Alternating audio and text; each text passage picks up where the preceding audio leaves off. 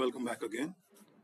तो पिछले वीडियो में हमने एक नोशन का एक डेटाबेस बनाया था और आगे के काम के लिए अगर उसको स्पेस रेपुटेशन के लिए सेटअप करना है तो उस डेटाबेस पे हमें कुछ कॉलम्स ऐड करने पड़ेंगे जिसको हम बाद में यूज करेंगे सॉर्ट करने के लिए, जो ट्रैक करेगा हमारे कि इस पर्टिकुलर पेज को हम कितनी बार पढ़ चुके हैं और क्या डिफिकल्टी लेवल है।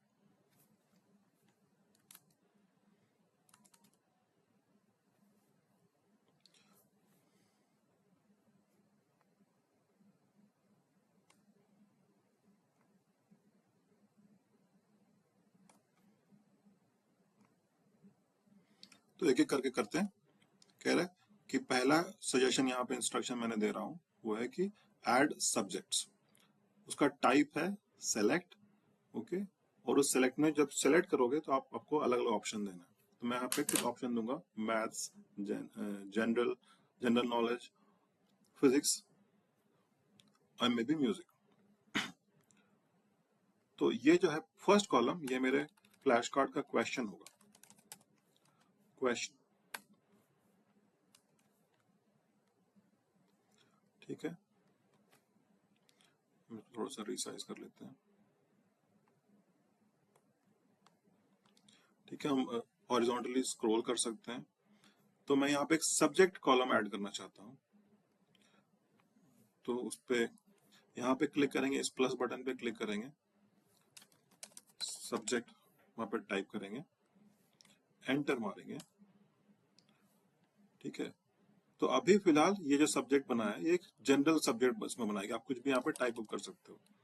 मैं चाहता हूँ कि उसमें कुछ भी हम अनाप शनाप टाइप ना कर पाए, सिर्फ सब्जेक्ट चूज कर पाए।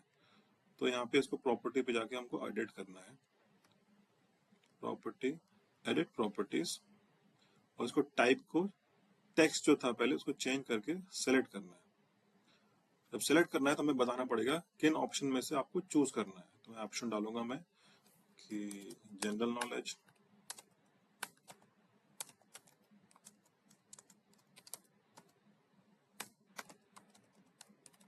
जनरल नॉलेज में है, मैं मैथ्स पढ़ रहा हूँ, फिजिक्स पढ़ रहा हूँ। आप कुछ भी टाइप कर सकते हैं, जो भी आपका जो रेंज ऑफ सब्जेक्ट्स है बच्चा आपका वो यहाँ पे डाल सकता है, ठीक है। तो एक बार डालने के बाद फिर मैं उन्हीं आइटम्स में से चूज कर सकता हूँ। तो मान लो मैंने एक क्वेश्चन लिया, that who is the chief minister of UP. तो ये मेरा क्वेश्चन हो गया। आंसर मैं यहाँ पे दे देता हूँ। आंसर में मैं यहाँ पे योग, answer is Yogi Adityanath, okay. मैं चाहूँ तो उसकी कुछ इंफॉर्मेशन ढूंढ के यहाँ पे पेस्ट कर सकता हूँ, योगी आदित्यनाथ।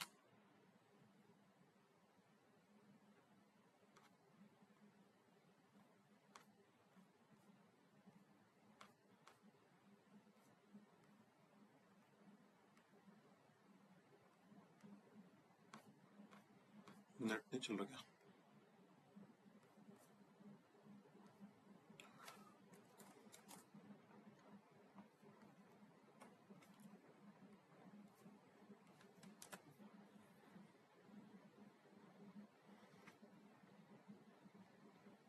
तो मैंने क्वेश्चन आंसर बनाया और उस पर सब्जेक्ट में मुझे चूज करना है। आप चूज कर सकते हैं। तो मैंने उसको बोला कि मैं जनरल नॉलेज का कुछ सब्जेक्ट पढ़ा है, ठीक है। तो ये मेरा ये हो गया कि आपको जो एक डेटाबेस में एक सब्जेक्ट वाला डालना है। नेक्स्ट आइटम कि अब मुझे स्पेस रेपिटेशन बनाना है। तो स्पेस रेपिटेशन का काम है कि बताए कि आपको अगली बार कब रिवाइज करना है। तो अगली बार रिवाइज करने को बताने के लिए आपको बताना पड़ेगा कि लास्ट टाइम कब रिवाइज किए थे। तो ये एक आपको कॉलम बनाना पड़ेगा, लास्ट रिव्यूड, और उसका टाइप होगा डेट, ठीक है। तो एक मैं नया कॉलम बना रहा हूं, उसका नाम दूंगा लास्ट रिव्यूड।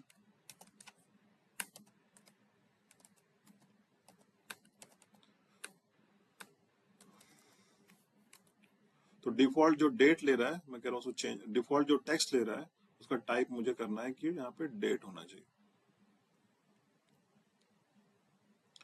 तो जो भी आपका जो पेज है उसमें आप हम बता सकते हैं कि आप इसमें डेट सेलेक्ट कर सकते हैं, कुछ भी डेट सेलेक्ट कर सकते हैं। तो typically as the name is suggesting कि आपको यहाँ पे डालना है कि आपने लास्ट टाइम कब पढ़ा था। तो मैंने लास्ट टाइम इसको आज पढ़ा है, तो आज का डेट डाल देता हूँ। आप चाहो तो कुछ भी डाल सकते हो, ठीक है।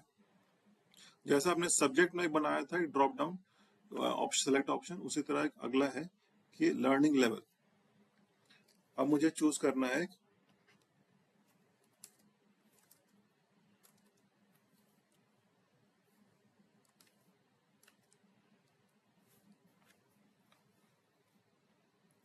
तो अगला जो है मुझे ये है कि मुझे एक हर एक इंफॉर्मेशन के साथ मुझे ये टैगिंग करनी है कि ये इस इंफॉर्मेशन की मेरी लर्निंग लेवल क्या है, क्या इसको मैंने अच्छे से सीख लिया है या फिर मीडियम लेवल पर सीखा है या फिर बिल्कुल ही फ्रेश।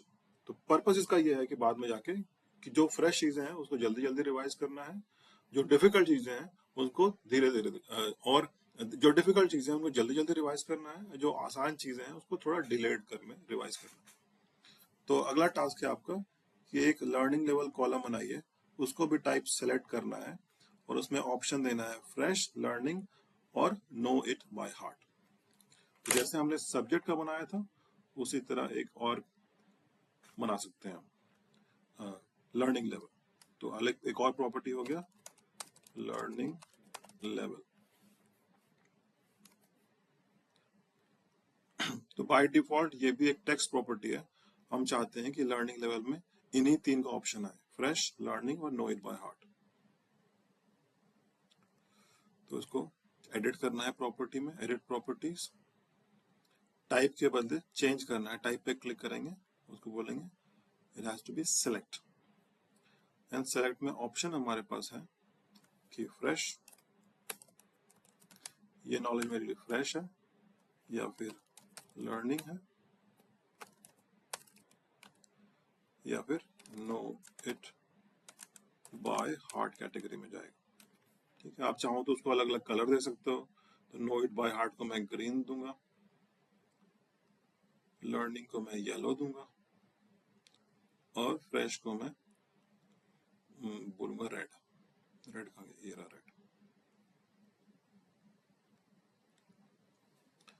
तो टिपिकली कुछ भी आप नया कुछ पढ़ोगे तो उसमें बोलोगे that this is a fresh category, this is a fresh knowledge for me. तो आप यहाँ से जब सेलेक्ट करेंगे तो आप क्लिक करेंगे तो आपके पास ऑप्शन आ जाएगा। तो इन तीनों में से आप कुछ चूज कर सकते हो। तो ये आपको डिसाइड करना है कि यार नॉलेज आपके लिए फ्रेश है, सीख चुके हो या सीख रहे हो, या फिर आप इसको अलग भी कैटेगरी में डाल सकते हो।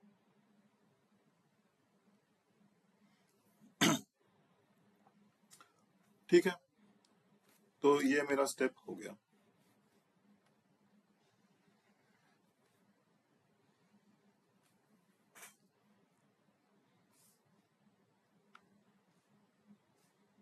तो ये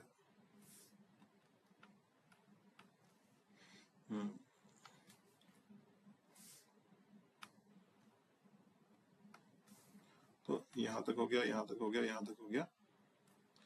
लास्ट बचता है हमारा, एक और बचता है नंबर ऑफ टाइम्स रिव्यू। तो स्पेस रिपीटेशन में कॉन्सेप्ट है कि जितनी बार आपको ट्रैक करना है कि आपने कितनी बार एक चीज पढ़ा है, और जितनी बार पढ़ा है अगली बार रिवीजन का गैप उतना ही बड़ा होना चाहिए।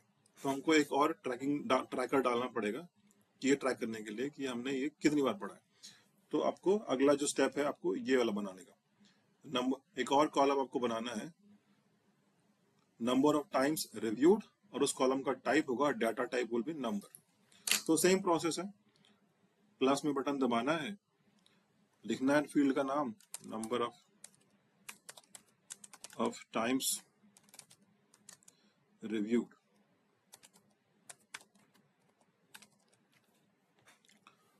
ठीक है। डिफॉल्ट वो लिया टेक्स्ट, चेंज उस पर टाइप पे जाके चेंज करना है और ये नंबर सेलेक्ट करना है, ठीक है। फिर जब जब आप ये नोट्स पढ़ोगे तो आपको फिर ये अपडेट करना पड़ेगा कि आप ये कितनी बार पढ़ चुके हो। तो ये मैं अगर फर्स्ट टाइम पढ़ा है तो उसमें 1 डालूंगा, अगले जैसे जैसे आप पढ़ते जाओगे उसमें आप चेंज करते जाओगे।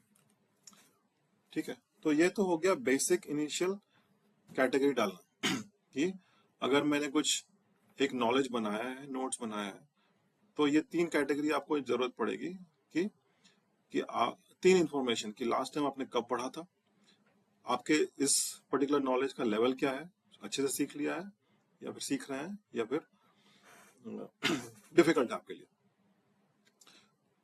और कितनी बार आप पढ़ चुके हैं।